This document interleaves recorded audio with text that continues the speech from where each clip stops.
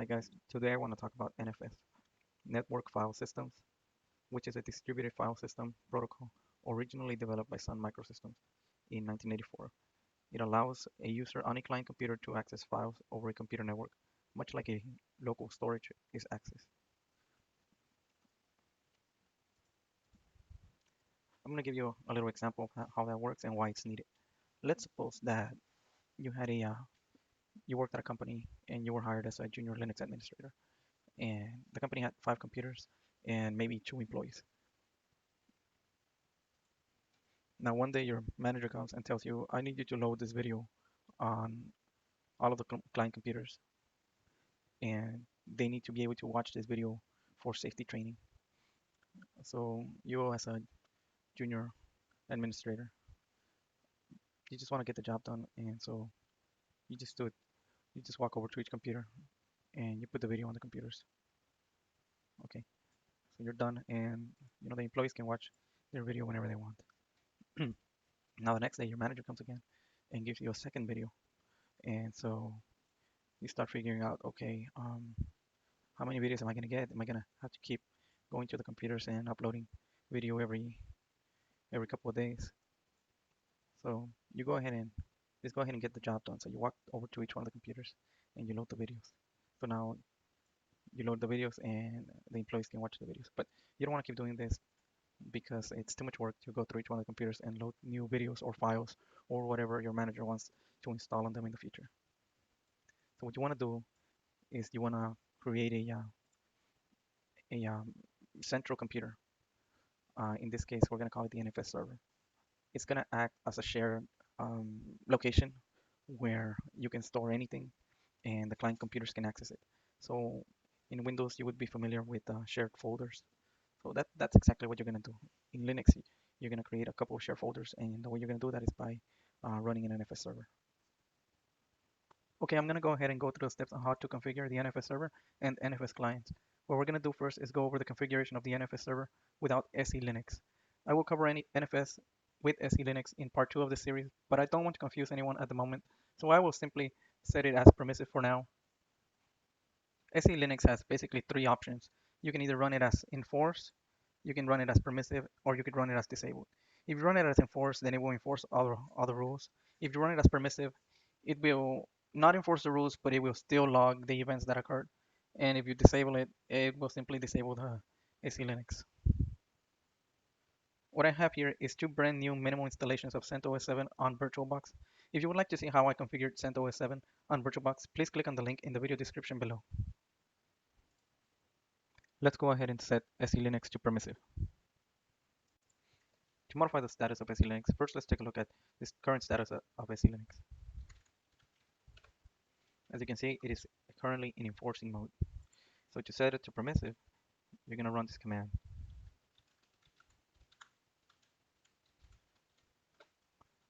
And now when we check the status again, it is now in permissive mode. This is only temporary. If you reboot the server, it'll go back to enforcing. So if you're doing some debugging, or if you're following some guides and you wish to leave SE status in permissive mode, you can change it permanently in this folder.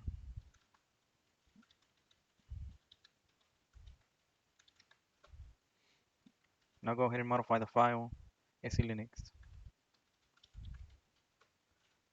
If we change this here from enforcing to permissive, it will cause SE Linux to become permissive every time the server reboots. So I can go ahead and show you.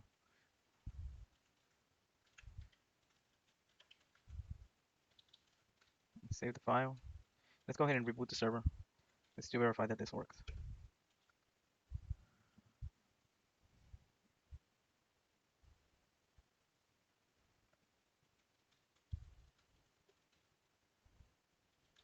Go ahead and clear the screen here.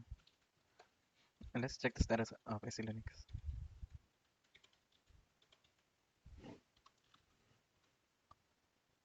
And you can see now that it is set to permissive. Now that SE status is set to permissive, let's go back to our original task. To install the NFS server, first we're going to install the NFS utilities. Then we're going to start and enable the NFS server. We're going to specify which folder will be shared and modify that ownership. We will also add the user IPs and permissions. Then we'll restart the NFS server and configure the firewall.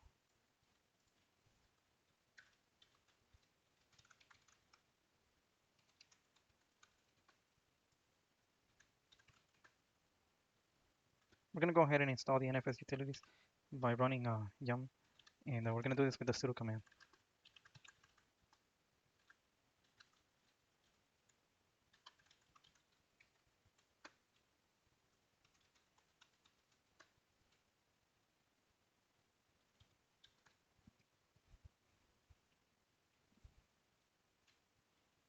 Now we're going to go ahead and start and enable the NFS server.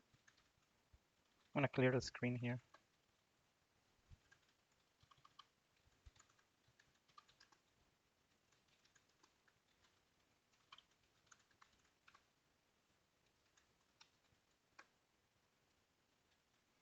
And we're going to enable it. Enabling it will simply allow it to start whenever our NFS server starts. Okay, let's go ahead and check the status and make sure that it did start a service and enabled it.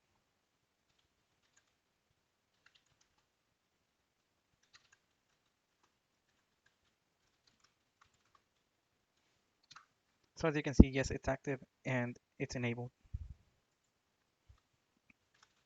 Okay, let's go ahead and clear our screen here again. And now we're going to create a folder in which we will share with the NFS client.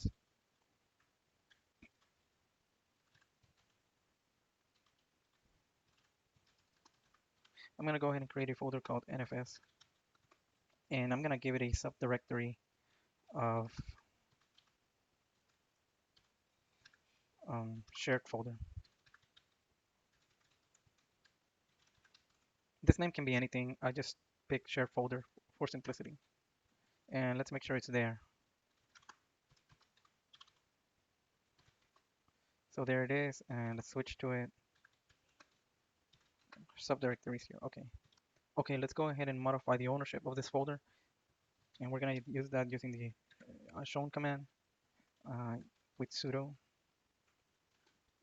And we're going to use the user NFS nobody with group ownership of nobody.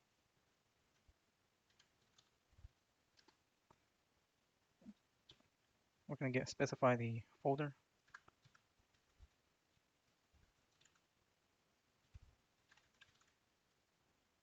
Okay, let's pause here for a second.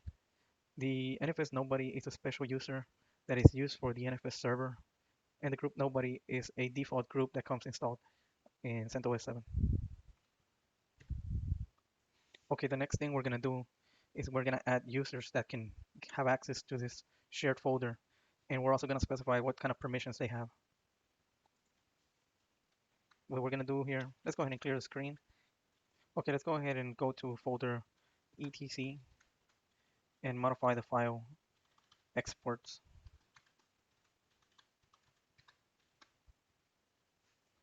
So the file is blank at the moment. What we're going to do is we're going to specify the folder that we want to share. In our case was NFS shared folder. And we're going to tell it which IP or IP address range we want to have access to this folder.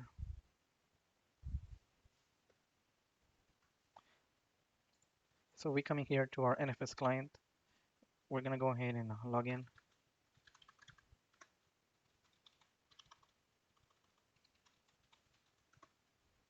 And we're going to see what IP address it has.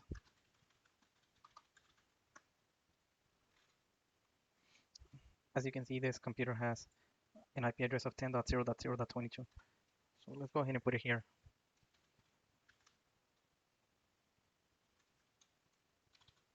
And the permissions we're going to give it is read-write permissions. So we'll do something like that. WQ to save. Let's go ahead and clear our screen. And I'm going to restart the NFS server so that it can pick up the changes that we just added.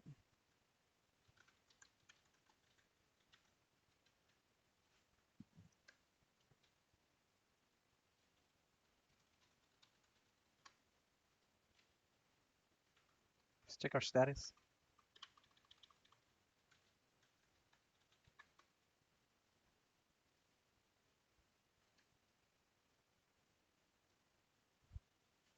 So it's working.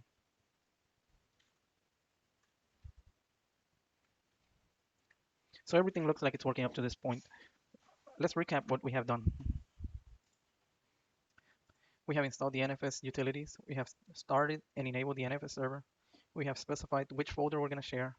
We have given it the ownership, the folder ownership of NFS Nobody with group ownership of Nobody. We have added the user IPs. In this case, it's the client IP. And if you have multiple computers, then you'll have to add either the 5 separate IPs, or you can specify a range. Um, we have restarted the NFS server, and now all that's left to do is configure the firewall.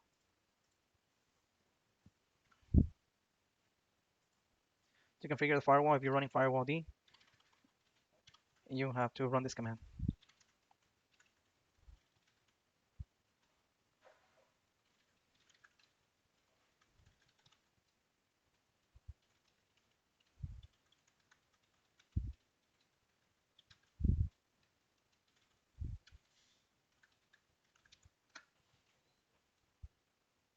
Okay, now you have added the rule to the firewall D, and in order for it to take effect, you need to reload.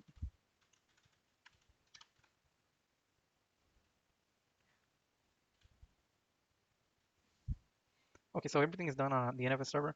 Let's go ahead and move to the NFS client. So we're going to run through the very similar process. We're going to go ahead and start by installing NFS. So say sudo yum install NFS utils.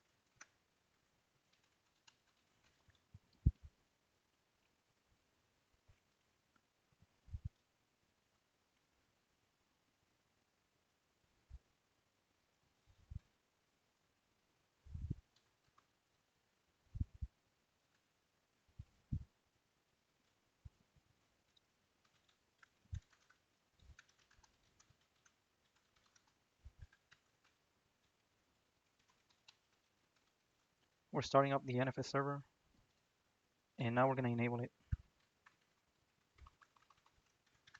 Now you notice how it keeps asking you for authentication. If you run sudo, it shouldn't keep asking you in red letters like that. So if you want to avoid having to deal with that, you could also use root user, and that will allow you to not have to put in the password every time. But we're just gonna stay as a regular user for now. Now we're gonna create a new directory. Let's call it um, stuff.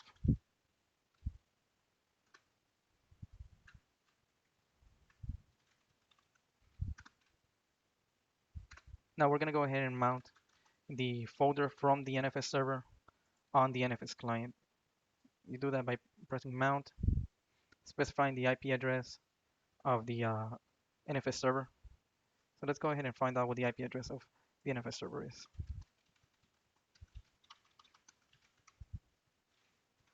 Okay, it's 10.0.0.182. So we're gonna put that 10.0.0.182 colon, and now we're gonna specify the folder that we're sharing. In our case, if you remember, it was NFS shared folder, and we're mounting it onto our new folder on the NFS client that we call stuff.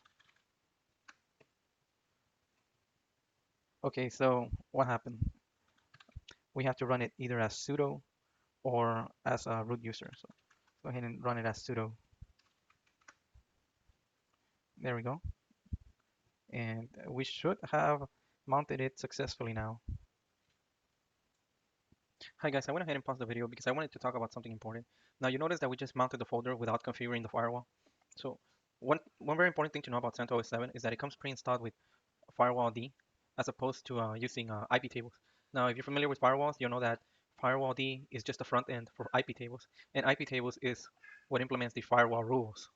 Now we can go ahead and look at the firewall rules by typing this command, IP tables dash L and then outputting the output to an output. We're gonna go ahead and do that. So, okay, so let's run it with sudo and let's look at the output here.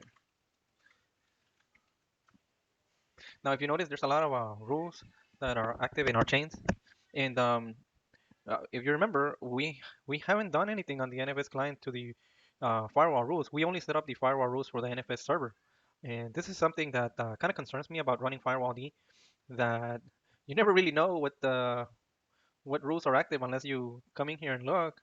And my way of thinking is that if it's default, right, if we just installed it, then there shouldn't be anything in here. But obviously there is. There's a bunch of rules already set up. So keep that in mind. That is the reason that we didn't have to set up any NFS client firewall rules. If we were running IP tables, then we would need to go into IP tables and specify the rule in one of our chains. I just wanted to take a note of that. Let's go back to the video.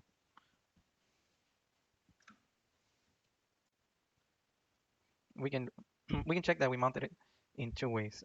We can either run the command mount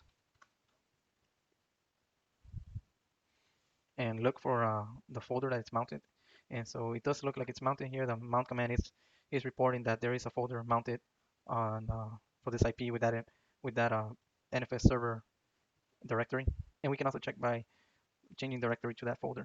So let's go ahead and put stuff. At the moment it's empty, but if we go to the NFS server and go to the NFS shared folder, let's create a file here. We'll go ahead and call it technical document.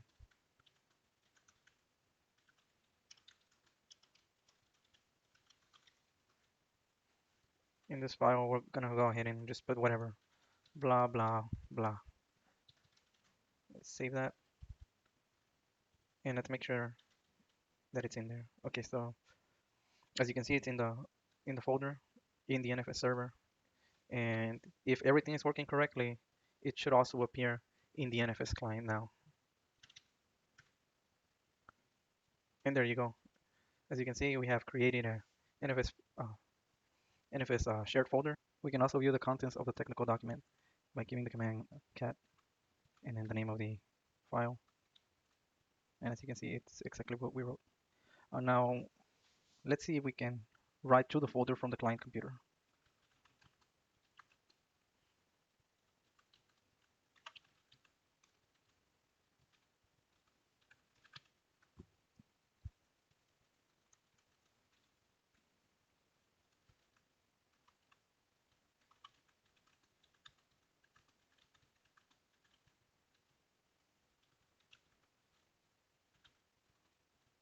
And as you can see, we have been able to write to the folder using the NFS client. We can, again, see the contents of that file we just created. As you can see, there it is. And let's make sure that the NFS server can see the update that the NFS client made. And yes, it can. Now that you have seen how to mount the NFS server shared folder, let's go ahead and enable the NFS client to mount this folder automatically at startup. So the way that works is that we're gonna go into this folder called etc, and we're gonna modify file fstab. Okay. If you're not familiar with this file is what Linux uses in order to know what to mount at startup. You can also add hard drives here, USB keys, if you want them to get mounted right at startup. Now, I will tell you, if you make a typo here, you could um, cause your system not to boot, and it'll give you an error, and you'll have to go into emergency mode and come in here and correct the fstab file. So be careful when you modify it. So just as before, let's go ahead and get the IP address of the NFS server, and that is what we will use here to add this line to the fstab.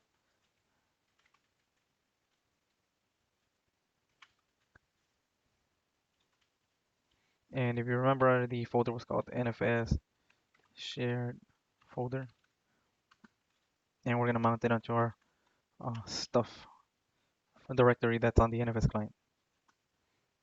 Now we're going to specify the file system. In this case, it is NFS. We're just going to type in NFS. And we're going to use defaults and 00. Let's go ahead and reboot our server and verify that our changes indeed work.